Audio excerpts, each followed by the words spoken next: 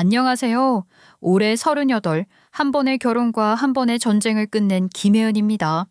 저는 원래 남 믿고 사는 성격이 아니었어요. 장사하는 엄마 밑에서 자라다 보니 사람 말보다 계산서가 더 정확하다는 걸 어려서부터 배웠거든요. 근데 결혼을 하니까 그래도 가족이니까라는 말이 이상하게 방심을 시키더라고요. 정신 놓고 살다가 제가 몇 번이나 당했는지 모르겠어요. 좋게 넘어가면 좋은 게 아니라 그냥 밟히는 거더군요. 그래서 저는 이제요, 밟히는 발목이 되느니 차라리 밟는 발꿈치가 되기로 했습니다.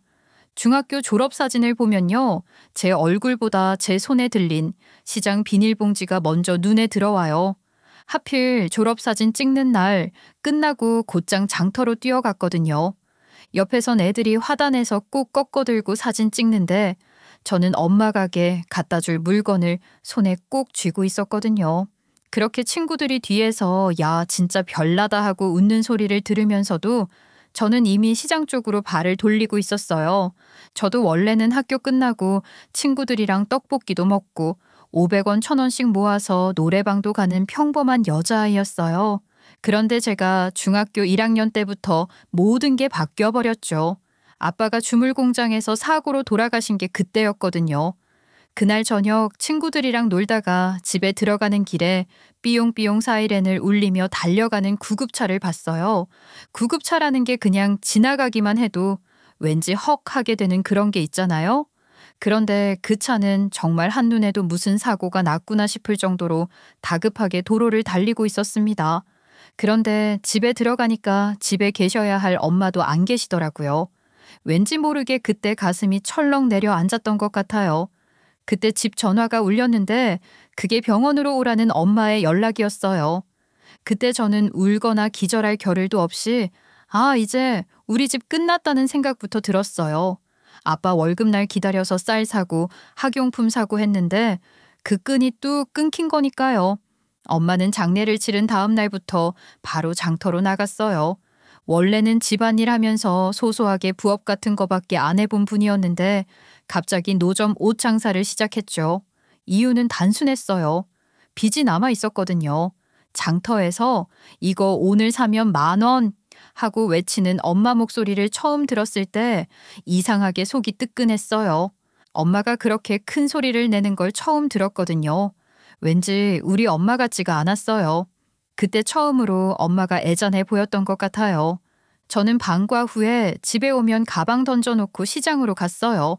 우리 엄마가 옷 장사하시던 그 자리, 겨울엔 바람이 뼛속까지 파고드는 노점이었어요. 추운 날씨에 손끝이 터져서 피가 배어 있었는데도 계산은 계산대로, 손님 응대는 응대대로 다 하시더라고요. 엄마를 뒤에서 돕다 보니 저도 금방 철이 든 것 같아요. 지금 생각해보면 딱히 사춘기도 제대로 안 겪은 것 같고요. 그렇게 몇 년을 사니까 제 안에 이상한 자존심이 자리 잡았어요. 남한테는 절대 손 안 벌리고 살 거라고요. 학교 다니면서 엄마한테 용돈 더 달라는 말도 안 했어요.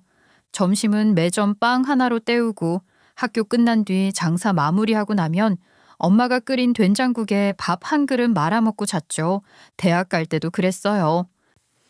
혜은아, 학원 한번 제대로 못 보내줬는데 참 장하다. 학비는 엄마가 알아서 해줄게. 아니, 장사해서 겨우 모은 돈 왜 써? 나 장학금 받을 거니까 신경 꺼요. 이게 준다고 해도 난리네. 여태까지 너가 일한 일당이라고 생각하면 될 거 아니야. 일당이면 더 줘야지. 이렇게 입 싹 다 끄시려고? 대학 가면 나도 이제 엄마 못 도와주니까 엄마가 요긴하게 쓰셔요. 알바도 닥치는 대로 했습니다. 편의점 야간, 학원 청소, 주말엔 카페 서빙까지. 그렇게 버티니까 정말로 4년 내내 등록금 한 번도 엄마 손 안 빌렸어요. 학자금 대출이 좀 남아있긴 했지만 졸업할 때는 제 스스로가 너무 대견한 나머지 눈물도 찔끔 흘렸다니까요. 우리 집에선 친정오빠가 그나마 숨통이었어요. 오빠는 저보다 4살 많았고 소방 공무원으로 일하고 있었거든요. 오빠 덕분에 저도 제 할 일만 할 수 있었던 거겠죠.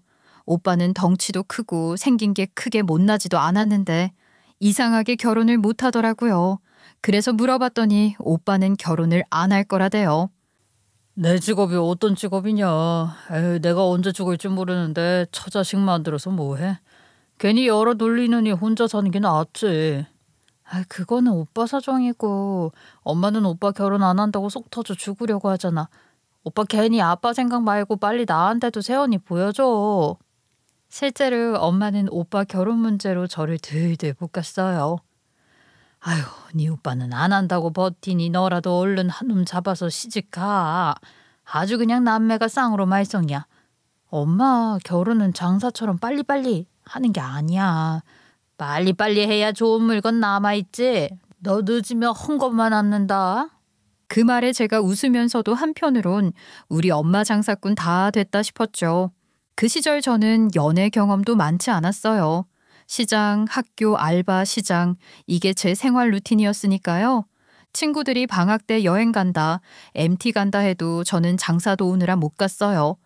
그게 쌓이다 보니 남들이랑 친해지는 법보다 가격 흥정하는 법이 먼저 늘었죠. 가끔 동네 아줌마들이 엄마한테 따님은 언제 시집 보내실 거냐고 물으면 엄마는 꼭 제 앞에서 이러셨어요. 돈 잘 벌고 위험한 일 안 하는 집 아들이 있으면 소개 좀 해줘요. 우리 딸 고생 많이 해서 이제 편하게 살아야지. 엄마, 나는 자만추 하고 싶어. 자만추. 엄마 자만추 알아? 자연스러운 만남을 추구한다. 선이나 미팅 이런 거 싫어요. 웃기는 소리. 가만히 냅두면 자연스럽게 혼자 살다 죽겠어 아주. 선자리 들어올 때 잡아야 하는 거야. 그러다 가끔은 저 혼자서 시장 뒷골목에서 잠깐 숨 돌리며 생각했어요. 아빠가 안 돌아가셨으면 나도 흐르는 대로 살 수 있었을까 하고요. 그런데 결론은 늘 같았죠. 이미 이렇게 됐으니 나는 알아서 벌고 알아서 서야 한다는 거. 그게 제 성격이 됐어요. 그래서인지 나중에 남편을 처음 만났을 때도 저 사람 믿고 살면 편하겠다는 것보다 저 사람과 같이 가면 뭔가 만들어낼 수 있겠다는 게 먼저 떠올랐어요. 근데 그 얘긴 또 길죠. 사람 인연이라는 게 웃겨요. 시장에서 하루 종일 옷 개고 값 계산하던 제가 몇 년 뒤에는 호텔 연회장에서 샴페인 잔 들고 서 있게 될 줄 누가 알았겠어요. 그게 다 그날 오랜만에 얼굴이나 보자고 끌려간 대학 동문회 때문이었죠. 처음엔 진짜 가기 싫었어요. 입고 갈 옷도 딱히 없고 나이 30 앞두고 대학 친구들이랑 어울리면 뭐가 달라지나 싶기도 했고 말이죠. 가서 청첩장이나 잔뜩 받는 거 아닌가 몰라요. 그런데 유일하게 대학 졸업하고도 연락하던 친구한테 잔소리 한번 듣고선 결국 공짜 밥이라도 먹고 오자 싶어서 참석하게 됐죠. 그리고 거기서 남편을 다시 보게 된 겁니다. 남편은 제가 1학년 때 잠깐 들렀다 그만둔 동아리 선배였어요. 그때도 잘 사는 집 아들이라는 소문이 학교에 파다했죠. 지방에서 오래된 제조업을 하는 집안 후계자라느니 외제차 몰고 다닌다느니 이런 얘기들이요. 저는 그때 아르바이트 하느라 학교 생활에 관심이 없어서 그냥 그런가 보다 하고 넘겼는데 몇 년 지나서 보니 분위기가 확실히 다르더군요. 너 혜은이 맞지? 야, 너 기억나? 우리 같은 동아리였잖아. 네, 안녕하세요. 근데 선배가 왜 저를 기억하세요? 저는 잠깐 얼굴만 비추고 사라진 사람인데. 그때도 네가 알바 세탕 뛰느라 바쁘다고 했잖아. 그게 이상하게 기억에 남더라고. 그날 동문회 자리에서 저는 빈잔만 만지작거리고 있었는데 남편이 옆자리에 앉아서 제 얘기를 유난히 많이 물었어요. 시장 얘기, 알바 얘기, 심지어 돌아가신 아버지 얘기까지. 저는 잘 사는 집 아들이라 이런 게 궁금한가 싶기도 하고 뭐가 재밌다고 계속 물을까 싶었죠. 며칠 뒤 남편이 먼저 연락을 해왔어요. 그날 너랑 얘기해서 재밌었어. 갈까 말까 고민했었는데 가길 잘한 것 같아. 우리끼리 만나서 밥이나 한 번 더 먹자. 선배, 저 바빠요. 오늘은 엄마 도와주기로 해서. 저는 완곡하게 거절했다고 생각했는데 남편이 적극적으로 저한테 구애를 하기 시작한 거예요. 그럼 바쁠 테니 자기가 시장 앞으로 가겠다면서 엄마 돕는 거 끝나면 같이 국밥이라도 한 그릇 하자는 거죠. 근데 진짜로 퇴근길에 시장까지 와서 기다리더라고요. 밖에서 기다리라고 했는데 굳이 가게로 들어와서는 옷걸이 옮기고 천막 접는 것까지 같이 하면서 이런 거 처음 해본다고 오히려 재밌다며 웃더라고요.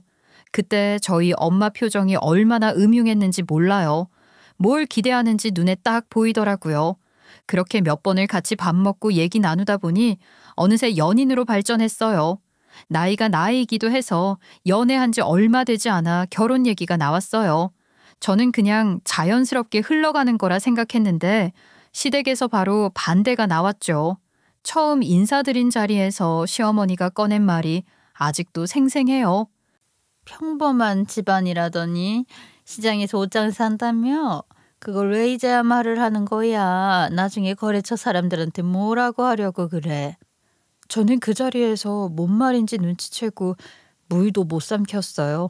그런데 남편이 바로 받아치더군요. 엄마, 그게 왜 그렇게 중요한데요? 저는 사람 됨됨이가 더 중요하다고 생각해요. 결혼에도 급이라는 게 있는 거거든. 너는 아직 세상 물정을 몰라서 그래. 엄마, 제 나이가 몇인데 그런 말을 하세요. 이 사람 진짜 능력 있는 사람이에요. 저 한 번만 믿어줘 보세요. 능력 있으면 자기 집안부터 일으키면 되지. 왜 우리 집에 들어오려고 하냐고. 우리 집이 어떤 집인데 아무나 며느리로 들일 수는 없어. 나 이 사람 아니면 결혼 안 해요. 아예 결혼 안 하고 혼자 살 거라고요. 결국 남편이 끝까지 물러서지 않으면서 결혼은 성사됐지만 시댁의 경계심은 풀리지 않았습니다. 식사 자리에 가면 자기네 집 전통이라느니 규율이라니 하면서 1년 제사 횟수부터 말투 행동 하나까지 세세하게 꼬집더군요. 있는 전통 없는 전통 다 끌어오는 것 같았어요. 웃는 얼굴로 이야기해도 그 속뜻은 제가 이 집에 어울리는지 계속 시험해 본다는 거였고 그 분위기는 결혼 후에도 줄곧 저를 괴롭혔죠. 결혼하고 2년쯤 됐을 때였어요. 그때까진 시댁이 하는 제조업이 나름 안정적인 줄 알았는데 매출이 쭉쭉 빠지더라고요. 뉴스에서도 비슷한 업종들이 어렵다느니 중국산 물량이 밀려온다느니 그런 얘기가 많았죠. 남편이 어느 날 퇴근하자마자 비장한 눈빛으로 시댁 일을 그만두고 자기 이름을 걸고 창업을 하겠다고 말하더라고요. 솔직히 아무리 어렵다고 한들 생활에 타격이 생긴 정도는 아니었어서 굳이 그래야 하나 싶긴 했지만 남편의 얼굴을 보자마자 진짜로 할 생각이구나 싶었어요. 말만 하는 사람하고는 기운이 다르거든요. 그 정도로 저한테는 추진력도 좋고 믿음직스러운 남편이기도 했으니까요. 어차피 할 거라면 응원을 해주는 쪽이 낫지 않겠어요. 남편은 다음 날 저녁 시댁 식구들 모인 자리에서 그 얘기를 꺼냈죠. 독립해서 자기 회사 차리겠다고요. 당연하지만 시부모님들은 배신당한 것처럼 날뛰셨어요. 솔직히 그 마음이 이해 안 가는 건 아니었으니 저는 옆에서 조용히 입 다물고 있었는데 점점 얘기가 격해지더라고요. 뭐? 아니, 너가 뭘 안다고 독립을 해? 너 아직 멀었어. 회사가 어렵긴 하지만 그래도 너가 여기서 배운 게 있고 사람들도 붙어 있는데 그걸 버리고 나가겠다고? 배운 게 있으니까 나가는 거죠. 너 늦기 전에 저라도 다른 데서 입지를 다져놓고 있을게요. 속으로 이거 진짜 전쟁이겠구나 싶었어요. 하지만 저는 남편이 설명해준 사업이 딱 봐도 잘 될 것 같았고 제 능력을 살려서도 남편을 도울 수 있을 것 같았거든요. 그래서 그때부터는 적극적으로 남편이 하는 말을 지지해줬어요. 이게 아내의 역할 아니겠어요? 어머님, 아버님, 제가 감히 말씀드리자면 지금 하는 거 계속 붙잡는 게 더 위험해 보여요. 제 생각엔 남편이 하는 게 잘 될 것 같아요. 그래, 너 말 잘했다. 주제 넘게 네가 뭐라고 그걸 판단해. 사업은 네가 생각하는 것처럼 단순하지가 않아. 네, 단순하지 않은 거 알아요. 근데 단순하지 않으니까 새로운 시도가 필요할 수도 있는 거잖아요. 결국 며칠간의 밀당 끝에 시댁이 초기 자금을 대주기로 했어요. 시아버지가 그래 해봐라. 대신 빚지면 네가 갚아? 이런 식으로요. 그렇게 창업을 시작했는데 이게 또 의외로 순항인 거죠. 남편 사업이 궤도에 오르니까 시댁 분위기가 바뀌더군요. 우리 아들이 원래 머리가 좋아서 뭐든 하면 잘 돼. 그리고 우리가 준 초기 자금 없었으면 이렇게 될 수 있었겠니? 속으로 주신 것보다 우리가 대출 더 받은 건데 싶었죠. 저도 같이 갚고 있는 건데 제 얘기는 묵살이에요. 회사 이름 하나 정할 때도 제가 몇 가지 후보를 줬는데 회의 자리에서 그걸 남편이 자기 생각인 것처럼 말하더라고요. 그땐 그냥 그러려니 했습니다. 그런데 그러려니 넘어갔던 게 문제였어요. 어느 날 시댁에서 뜬금없이 이러는 거예요. 너희 친정에서도 투자 좀 받아와. 잘 되고 있을 때 더 키워야지. 저희 엄마도 아직 대출이 남으셔서요. 힘들게 버시는 돈을 불확실한 사업에 넣을 수 없어요. 제가 그만큼 보탰으니까 됐잖아요. 불확실하다니? 우리 아들이 하는 건데? 너 그런 불길한 소리를 막 뺐니? 우리 아들이 못 믿었다는 거야? 그 자리에서 저는 목소리를 조금 높였어요.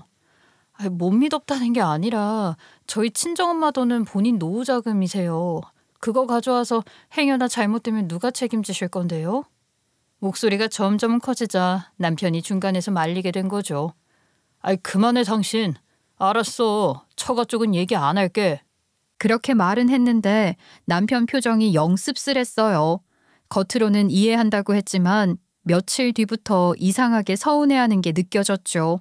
대화 끝날 때마다 한 박자 늦게 대답하고 사업 얘기는 잘 안 꺼내고 어린애처럼 나 삐졌다 시위하는 것도 아니고 왜 저런데요? 제가 같이 대출도 갚아주고 있는데 왜 우리 엄마 돈 안 줬다고 제가 눈치를 봐야 하죠? 그런데 시댁 모임에서도 기류가 변했어요. 그리고 결정적으로 시어머니가 저한테 자기들만 돈 대줘서 손해라면서 남편이 갖다 준 돈 제가 친정에 몰래 빼돌릴 거라는 식으로 말을 하는데도 남편은 못 들은 척 넘어가더라고요. 그때부터 시어머니도 신나서 더 나를 따돌리겠구나 하는 생각이 들었어요. 그렇게 버티고 버티던 남편 사업이 창업 3년 차에 드디어 터졌어요. 원래 같으면 당신이 열심히 해서 잘 됐다고 남편 좋게만 얘기했겠지만 이번 건은 제가 없었으면 아예 기회조차 안 왔을 일이었거든요. 어느 날 제가 장사 손님들 얘기 들으면서 요즘 물건 홍보는 죄다 인스타그램이랑 유튜브로 한다는 걸 알게 됐어요. 그걸 남편한테 슬쩍 흘렸죠. 요즘은 마케팅을 인플루언서 통해서 한다던데. 팔로워 많은 사람들한테 제품 쓰게 하고 인증 올리면 진짜 금방 팔린대. 연예인도 아닌데 그게 진짜 효과가 있어? 효과가 있냐고? 요즘 애들 물건 살 때 검색부터 하는 게 인스타그램이래. 한번 알아봐. 그렇게 제가 서치를 전담해서 인플루언서 후보 몇 명 리스트까지 뽑아줬어요. 그중 한 명이랑 남편이 미팅을 잡았고 계약까지 성사됐죠. 그게 그대로 매출 폭발로 이어졌습니다. 근데 시댁 반응이 어땠는지 아세요? 제가 그때 친정 돈이라도 끌어와서 돈 더 빨리 보탰으면 더 빨리 성공했을 거 아니냐고 저를 드자비 하더라고요. 좋은 날은 좋은 말만 하면 어디가 덧난데요. 내조라는 걸 모른다느니 자기 아들이 잘해서 그나마 지금이라도 빛을 본 거라느니 하면서 꼭 듣기 싫은 말을 해야 적성이 풀리시나 봐요. 저라고 할 말 없었겠어요? 그때 내가 아이디어 안 줬으면 지금 계약도 없었잖아요. 어이 없어서 웃음이 나왔어요. 그래도 이제는 말을 더 얹어봐야 저만 스트레스 받는다는 걸 알고 있거든요. 그냥 아무것도 안 들린다 생각하고 있는 게 가장 빨리 끝나요. 근데 문제는 그 다음이었어요. 분위기 좋을 때 남편이 갑자기 이러는 겁니다. 사실 이 사람은 너무 안전만 추구해서 사업이랑은 안 맞는 것 같더라고요. 사업엔 영 도움이 안 되긴 해요. 그 한마디에 시댁 식구들 웃음소리가 터졌는데 저는 웃음기가 싹 가셨죠. 시어머니 꼬장이야 몇 날 며칠 들은 거지만 이거는 못 참겠더라고요. 당신은 그렇게 말하면 안 되지. 내가 돈으로는 못 도와줬어도 사업 시작할 때 맨 바닥인 상태에서도 응원해준 거 나고 이번 계약 성사까지 도운 것도 나잖아. 그리고 어머님 제일 좋은 덕분에 이희가 빚은 안 졌잖아요. 아이고 저 목소리 커지는 거 봐라. 어느 집 며느리가 이렇게 목소리가 커? 마누라가 저렇게 성질을 내는데 우리 아들이 사장인 줄 누가 알겠냐고. 이러니까 네가 내조를 못한다는 거야. 그 자리는 한강물 얼듯이 꽁꽁 얼어붙었죠. 고양이라도 지나갔으면 괜찮았을까요? 남편은 집에 가서 얘기하자면서 억지로 웃더라고요. 집 가서 얘기는 무슨. 남편은 집 도착하자마자 피곤하니까 그만 얘기하라며 바로 침대에 누웠죠. 그 이후로 남편이 슬슬 집에 늦게 들어오기 시작했어요. 어느 날은 회의가 길어졌다. 협력사 담당자들이랑 미팅을 하고 왔다. 사업하는 사람은 원래 회식이 많다 이러면서 변명도 가지가지였죠.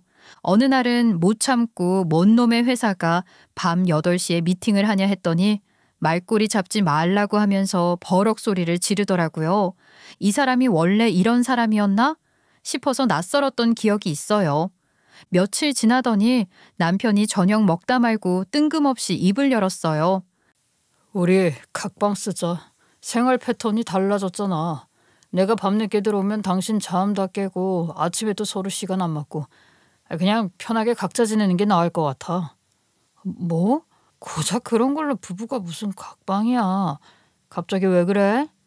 고작이라니 수면이 얼마나 중요한 건데 우리가 잠을 제대로 못 자서 요즘에 자주 싸우는 것 같다고. 서로 불편한 거 줄이자는 거잖아. 아이 그건 그런데 뜬금없어서 그렇지. 말은 그럴듯했지만 다음 날 아침 현관 앞에 놓인 커다란 택배 박스를 보고 피식 웃음이 나왔어요. 뜯어보니 새 침구 세트가 들어있었거든요. 생활 패턴은 핑계고 애초에 각방 쓸 계획을 다 세워놨던 거죠. 그 후로는 진짜 각방 생활이 시작됐어요. 처음 며칠은 그냥 그런가 보다 했는데 시간이 지나면서 이상한 기류가 느껴졌습니다. 가끔 청소라도 해주려고 남편 방에 들어가면 그 순간부터 표정이 싹 변하더라고요. 하루는 청소기 돌리다 방 구석에 굴러다니는 열쇠 뭉치를 발견했어요. 집 열쇠 하나만 해도 충분한데 그건 크기와 모양이 제각각인 열쇠가 서너 개씩 묶여 있었죠. 이거 뭐야? 집 열쇠 말고도 엄청 많네? 아이 뭐야? 왜 마음대로 내 방에 들어왔어? 그거 그냥 사업 잘 되게 하는 물건이야. 대표들 사이에서 유명한 거. 청소 안 해도 되니까 이제 내 방 건드리지 마. 아니 그럼 제대로 치우기라도 하던가. 아니 엄청 뭐라 그러네. 그 열쇠 뭐 이상한 거 아니야? 하지 말라고 하면 그런 줄 알지. 여편네가 뭐 이렇게 말이 많냐. 뭐? 여편네? 당신 진짜 요즘 말 너무 막한다. 아유 알았어. 안 들어오면 될 거 아니야. 그날 이후 저는 남편 방엔 발도 안 들었습니다. 하지만 머릿속엔 저 열쇠는 대체 뭘까 싶은 생각이 돌덩이처럼 남아 있었어요. 설령 그게 진짜 사업 관련 물건이라고 해도 왜 그렇게까지 예민하게 구는 걸까 싶었죠. 그 의문이 제 마음 한구석에 서서히 뿌리를 내리기 시작했는데 그때는 그게 어떤 방향으로 자랄지는 저도 몰랐습니다. 그 열쇠 뭉치를 본 지 한 달쯤 지났을까요? 남편이 요즘 들어 돈을 쓰는 패턴이 좀 달라졌어요. 예전엔 신중하게 골라 사던 사람이 어느 날은 집에 명품 쇼핑백을 3개씩 들고 오고 또 어떤 날은 신차 계약서를 들고 오더라고요. 차 키를 건네면서 웃는데 그 웃음이 전혀 자연스럽지가 않았습니다. 며칠 후 회사 점심시간에 구내식당이 유난히 붐볐던 날이 있었어요. 식판을 들고 줄을 서 있는데 다른 부서 동기 지수가 제 팔을 툭 치더니 너네 남편 회사 이름이 뭐였더라 하고 물어왔죠. 별 생각 없이 이유를 물었더니 자기 팀이 인수합병 건으로 밤샘하며 자료를 주고받았다고 했어요. 어디서 많이 들어본 이름이라고 생각했는데 너네 남편 회사였던 것 같다고 하더라고요. 저는 도통 처음 듣는 말이었거든요. 근데 자기 남편 일을 모른다는 것도 창피한 일이잖아요. 지수한테는 뭐라 대충 둘러대고 직접 알아봤더니 진짜 우리 남편 회사더라고요. 그 순간 얼굴에 열이 확 올랐습니다. 바로 그날 밤 퇴근한 남편 표정은 뭔가 좋은 일이라도 있었던 사람 같았죠.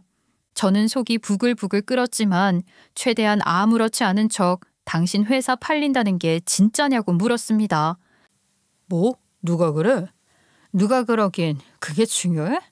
근데 이렇게 큰일을 왜 나한테 말을 안 해? 내가 그걸 당신한테 왜 말해야 돼? 당신은 내 사업이랑 상관없는 사람이잖아. 괜히 알면 불편해질 일들도 있고. 뭐? 왜 내가 상관없는 사람이야? 나 당신 아내야. 가족이라고. 다른 사람 다 몰라도 당연히 나는 알아야지. 사업은 사업이고 가정은 가정이야. 왜 내가 집 가져와서 사업 얘기를 해야 해? 그 말을 듣는데 마치 내가 그동안 해온 모든 게 없는 셈이 된 기분이었어요. 그래도 내가 여기까지 오게 도와줬는데 이렇게 선을 그어버리네 싶었죠. 말 그대로 싸늘했습니다. 다음 날 친정오빠에게 전화를 걸었어요. 오빠, 나 진짜 요즘 머리 터질 것 같아. 왜? 아이, 또 매제랑 싸웠냐? 사업하는 사람 그만 괴롭혀. 그게 아니라 남편이 회사 판다는데 나한테 얘기도 안 했어. 그리고 요즘 하는 꼴이 수상하거든. 혹시 뭐 바람 피는 거 아닐까? 증거는 있고? 없지. 근데 전에 이상한 열쇠 뭉치 봤다? 물어보니까 뭐 사업 잘 되게 하는 물건이라면서 손도 대지 말래. 그 말을 하자 오빠 목소리가 잠깐 낮아졌어요. 야, 그거 그냥 열쇠가 아닐 수도 있어. 내가 현장에서 보니까 귀중품보가 나는 사람들 패턴이 있더라고. 특히 비밀문서나 돈, 귀금속 그런 거는 몇 군데 단골 장소가 있어. 뭐야? 오빠 왜 이렇게 진지해? 그게 뭔데? 단골 장소?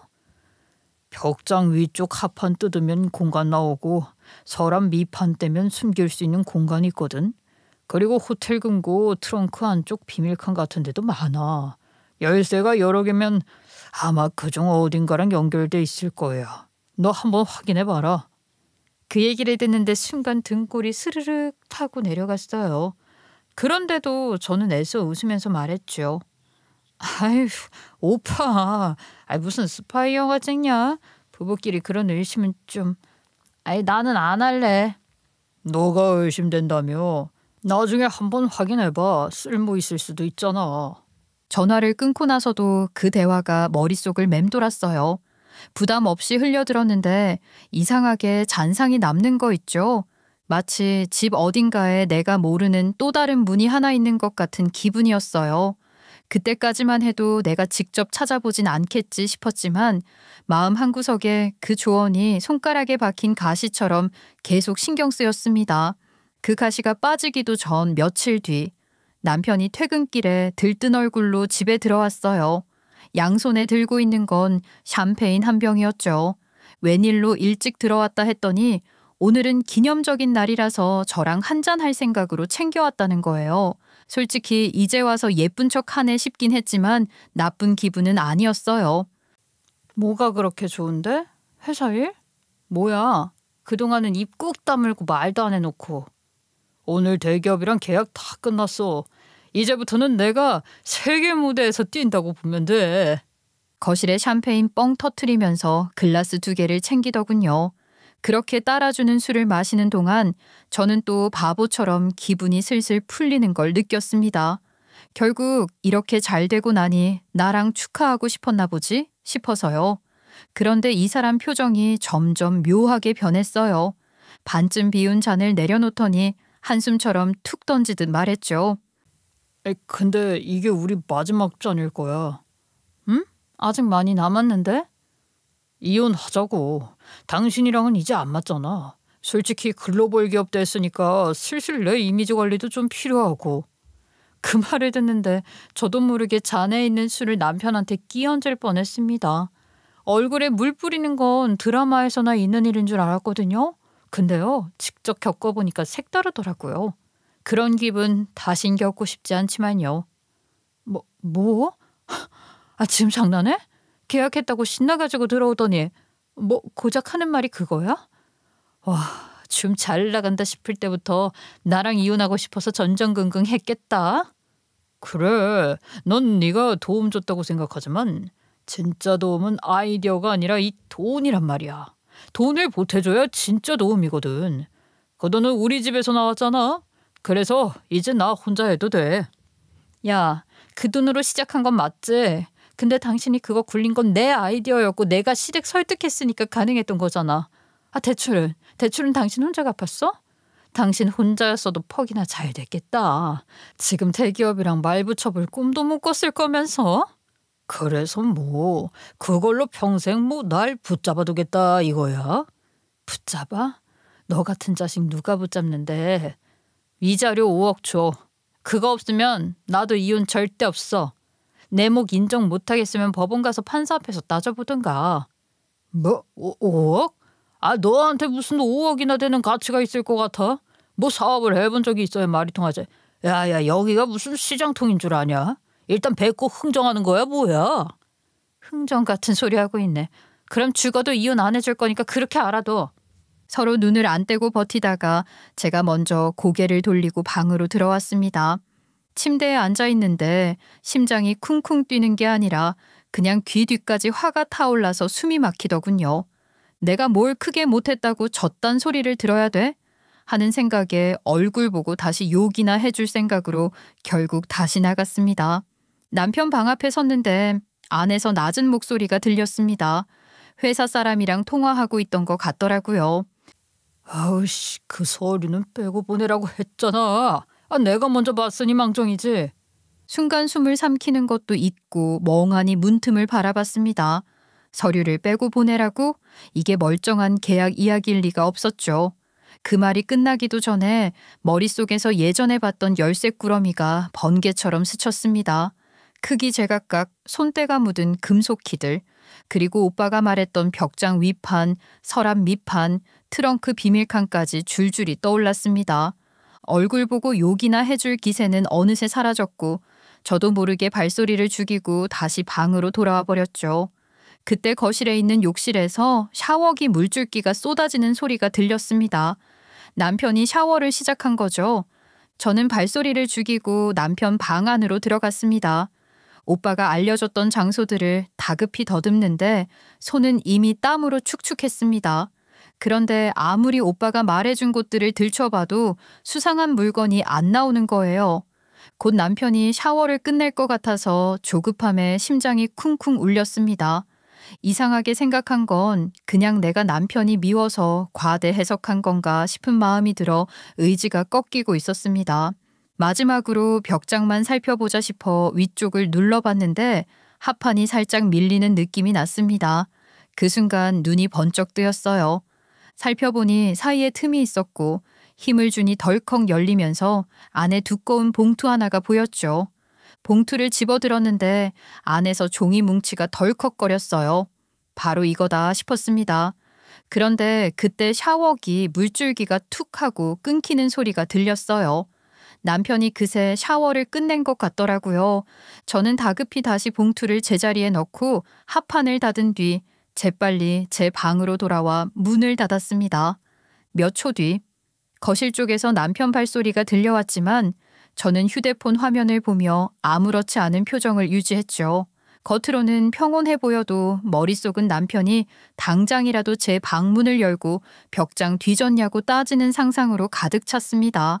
다행히 남편은 눈치채지 못했는지 얼마 뒤 코를 골며 잠에 든 것 같았죠. 다음 날 아침 알람 소리에 눈을 비비며 핸드폰을 잡았는데 은행 알림이 먼저 떠 있었습니다. 입금 5억. 순간 눈이 번쩍 뜨였죠. 화면을 다시 보고 또 봐도 숫자가 바뀌지 않았어요. 그 뒤를 잇는 건 단 한 줄짜리 문자였습니다. 어제 네가 말한 위자료다. 아껴 써라. 웃음이 났습니다. 피식하고 한쪽 입꼬리만 올라갔어요. 도대체 얼마나 이혼을 그렇게 하고 싶으면 5억이나 되는 큰 돈을 그렇게 통 크게 입금을 해주는지 그 그린 속이 참 알만했습니다. 와, 이렇게 많이 줘도 되는 거야? 어제는 나한테 이만한 가치가 없다느니 뭐니 하더니만.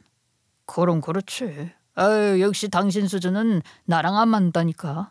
너 같은 년은 평생 처음이자 마지막으로 보는 금액일 거다. 아껴 써라 이년아. 그 말에 제 속이 뒤집혔지만 겉으론 그저 웃어 넘겼습니다. 대업을 위해선 잠시 참고 넘길 줄도 알아야겠죠. 속으로는 니놈이야말로 앞으로 아껴서 써야 할 텐데 했지만요. 사실 그 봉투 전날에 그냥 구경만 한 게 아니었어요. 남편이 욕실에서 샤워기 물온도 맞추느라 한참 버벅일 때 저는 스마트폰 카메라를 켜서 봉투 속 서류들을 전부 찍어뒀거든요. 그 순간은 마치 시한폭탄 해체하듯 긴장됐습니다. 손목이 뻣뻣하게 굳고 손끝이 덜덜 떨렸지만 무음 카메라로 다 담아뒀어요. 그리고 샤워기 끄는 소리가 들리자마자 봉투를 제자리에 밀어넣고 하판까지 딱 맞춰 닫았죠. 그렇게 방으로 돌아와서는 조금만 늦었어도 다 못 찍었을 수도 있겠다는 생각에 손가락이 떨렸던 겁니다. 새벽에 남편의 코 고는 소리가 들리자마자 저는 천천히 침대에 걸터 앉아 사진첩을 열었습니다. 첫 장부터 제 눈이 확 커졌어요. 남편 회사 로고가 찍힌 공문서들. 첫 페이지엔 부채 현황이라고 굵은 글씨가 있었고 밑에는 몇십억 단위의 숫자들이 줄줄이 박혀 있었습니다. 다음 사진을 넘기니 특허 분쟁 소송 관련 문서, 날짜는 불과 2달 전 법원 접수 도장까지 찍혀 있더군요. 제가 알기론 대기업 인수 계약을 진행할 때 이런 건 반드시 공개해야 합니다. 그런데 그게 왜 인수 대상 회사의 공식 자료가 아니라 이 집 벽장 속 봉투에만 들어있었을까요? 그리고 결정타는 해외 계열사 명의로 된 페이퍼 컴퍼니 거래 내역서였습니다. 표에는 거래처 이름이 전부 영어로 찍혀 있었고 금액 단위는 달러였어요. 송금처가 애매한 거래도 있었고 절반은 조세 회피처로 악명 높은 나라들이었죠. 케이맨, 버진 아일랜드? 이거 냄새가 아주 진동을 하네. 정상 거래한 게 있긴 한 거야? 순간 어젯밤 남편의 통화 내용이 귀 안쪽에서 다시 울렸어요. 어우씨, 그 소리는 빼고 보내라고 했잖아. 내가 먼저 봤으니 망정이지. 그 한마디가 이제 완전히 다른 의미로 들렸죠. 이 자료만 들고 있으면 상황이 완전 뒤집히겠는데?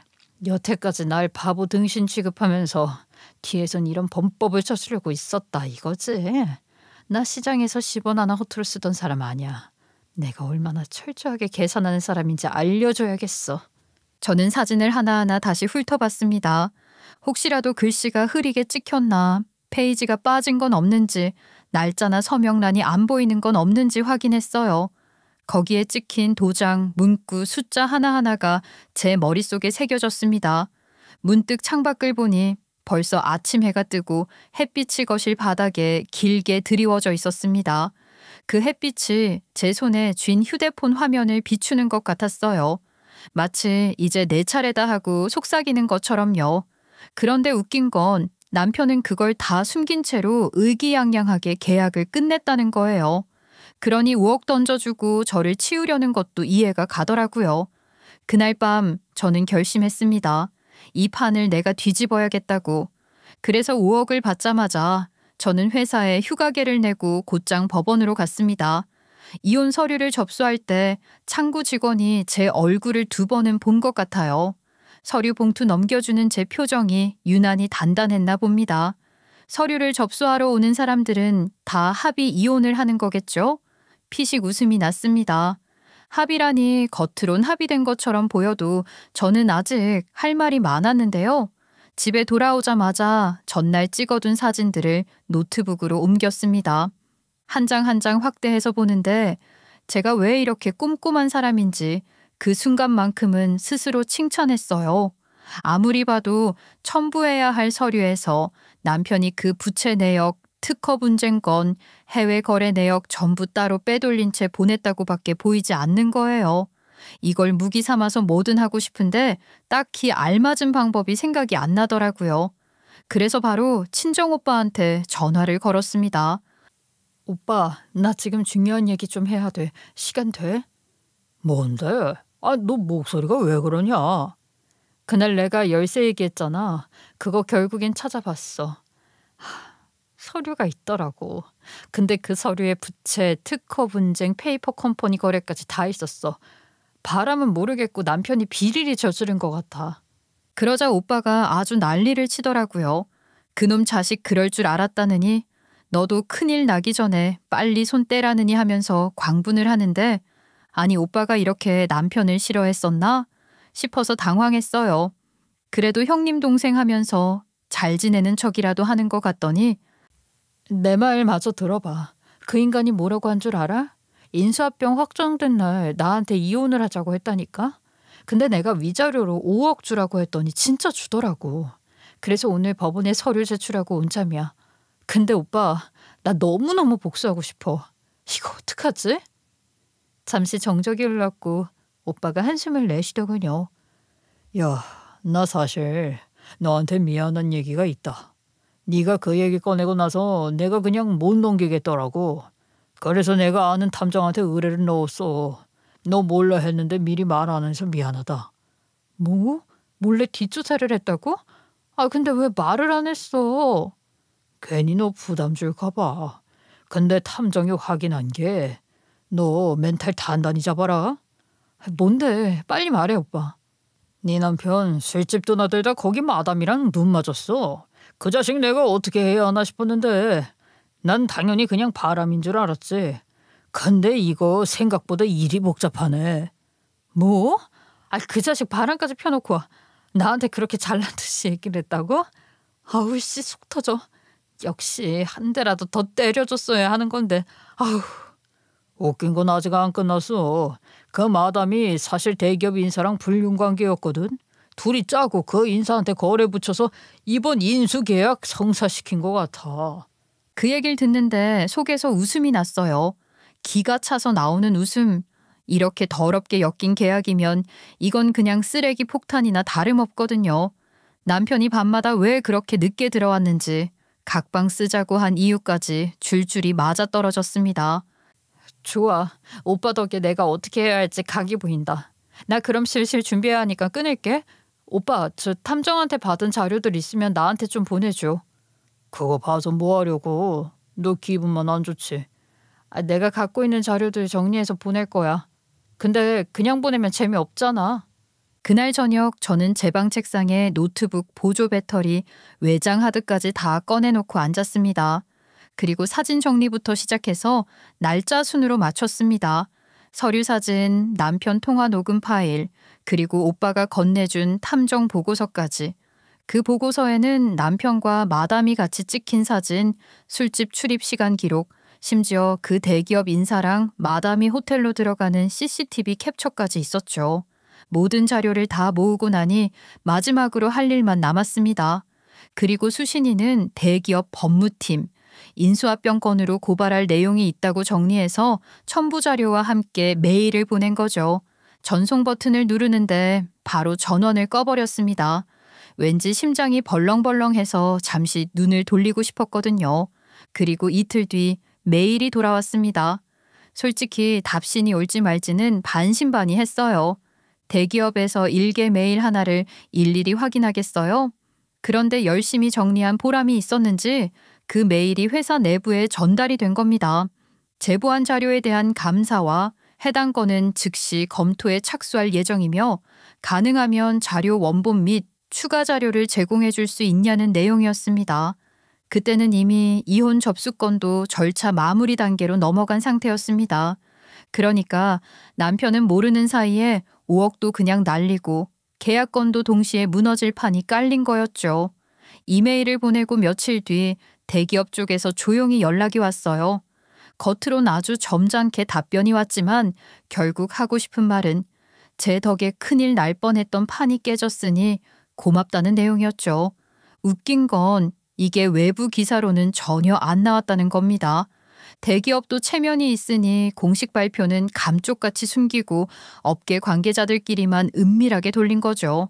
그런데 이런 건 밖으로 안 나와도 내부에선 금방 퍼집니다. 거래처들 단톡방, 업계 술자리, 심지어 장비 납품하는 하청업체들까지 다 알게 되더라고요. 저희 회사에서도 난리였습니다. 회계팀이랑 전략기획이 밤샘까지 해가며 자료 조사해다 전달해줬더니 인수합병이 마무리 단계에서 터졌으니까요. 이렇게 뒷말이 돌기 시작하면 그게 오히려 뉴스보다 더 무섭습니다. 그 와중에 전 남편은 여기저기 들쑤시고 다녔어요. 거래처 전 직원, 심지어 변호사까지 찾아다니면서 자료가 어디서 새나갔는지 추적한 거죠. 결국 제게서 흘렀다는 걸 눈치챈 모양이더군요. 전화가 걸려왔습니다.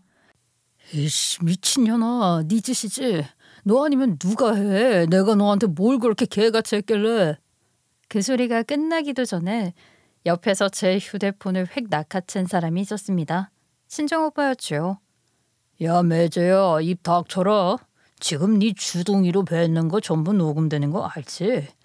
네가 뭘 잘못했는지 모르겠으면 내가 아주 뼈가 시리게 알려줄까? 지금 저 협박하시는 거예요?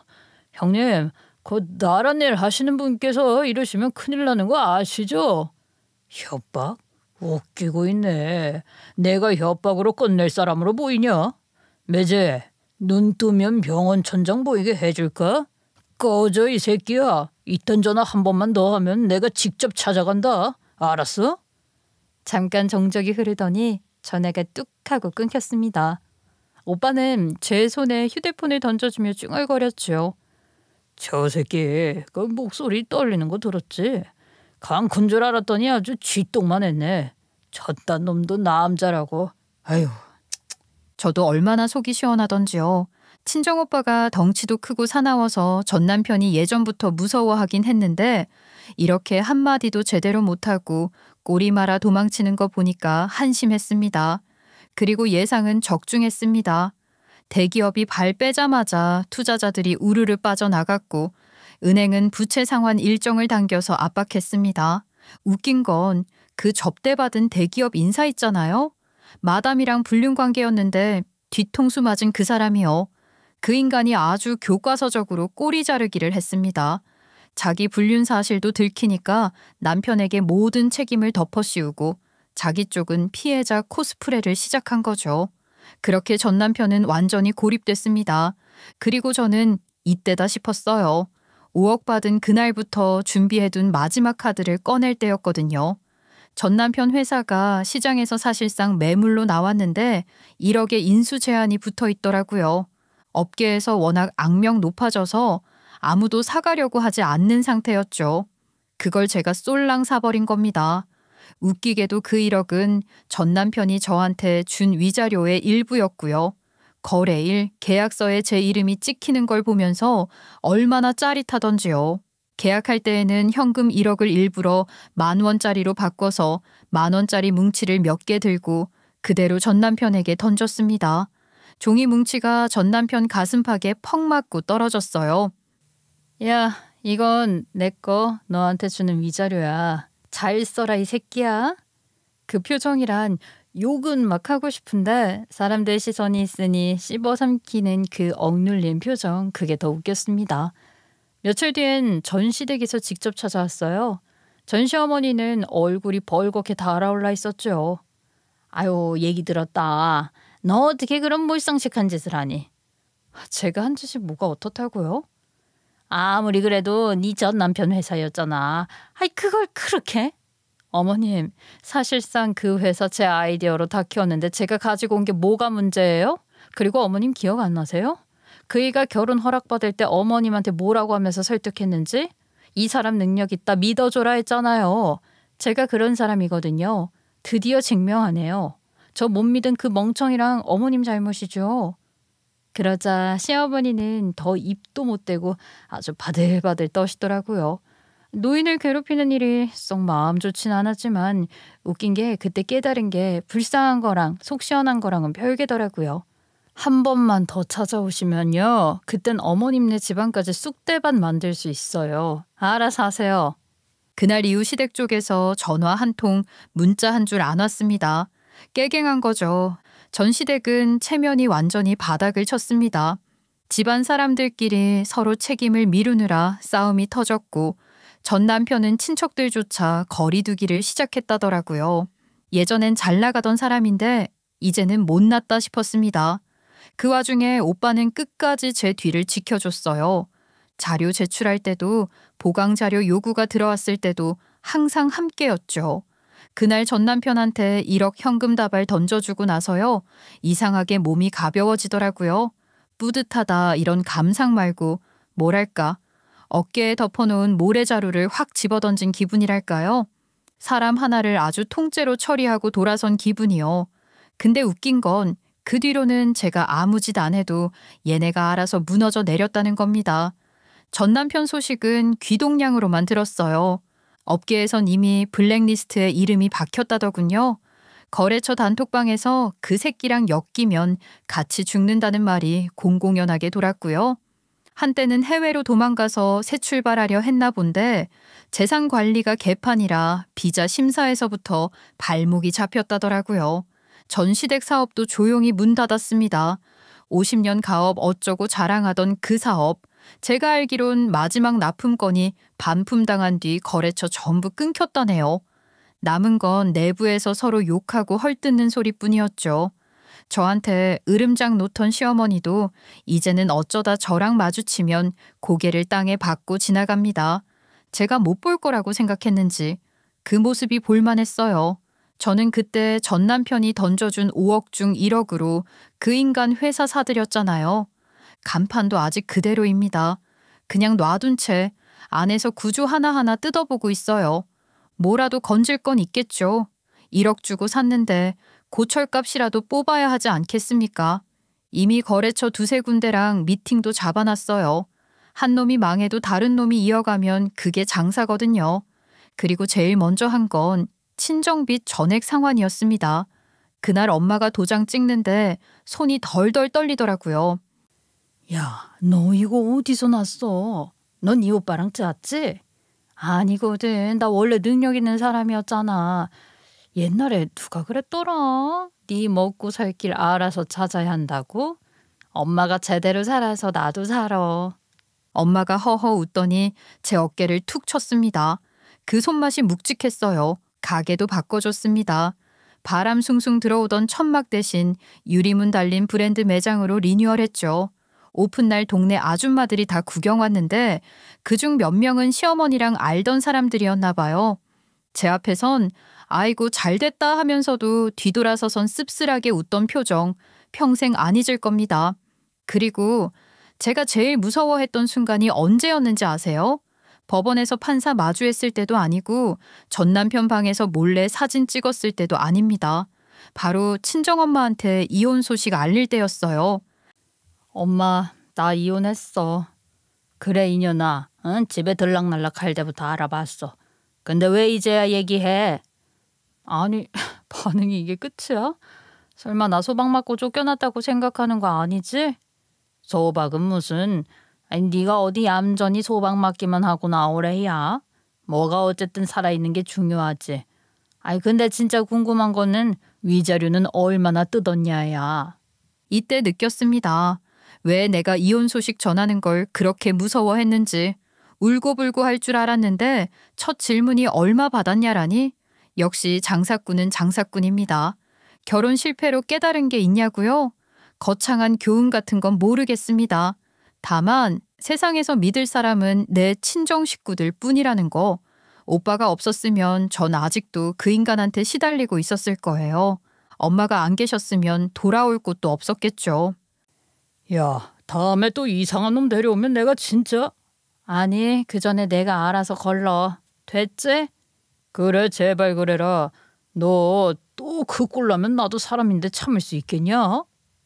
요즘은 하루가 예전만큼 전쟁터는 아니에요. 대신 그 한판 치르고 나니까 제 주변에 누가 남았는지 어디에 힘을 써야 하는지 눈이 좀 트이더라고요. 여러분도 혹시 비슷한 상황에 있으면 꼭 혼자 안 버텼으면 해요. 믿을 만한 사람 하나라도 붙잡고 얘기하세요. 그게 가족이든 친구든 오래 알고 지낸 사람이든 혼자 생각만 하다 보면 내가 뭘 붙잡고 있고 뭘 놓아야 하는지 헷갈릴 때가 많거든요. 그리고 혹시라도 이건 내 일 아니니까 하면서 무심히 넘긴 것 중에 나중에 판을 뒤집을 열쇠가 될 때도 있어요. 저는 그걸 경험했으니까요. 그러니 작은 의심도 메모해두고 작은 도움도 그냥 받아두세요. 그게 쓸모없어 보여도 언젠가 필요한 날이 오더라고요. 결혼 생활은 좋지 않게 끝났지만 다시 뭔가 시작하려는 지금이 은근히 재미있습니다. 남편이 버린 판을 주워서 어떻게 굴릴지만 남았으니까요.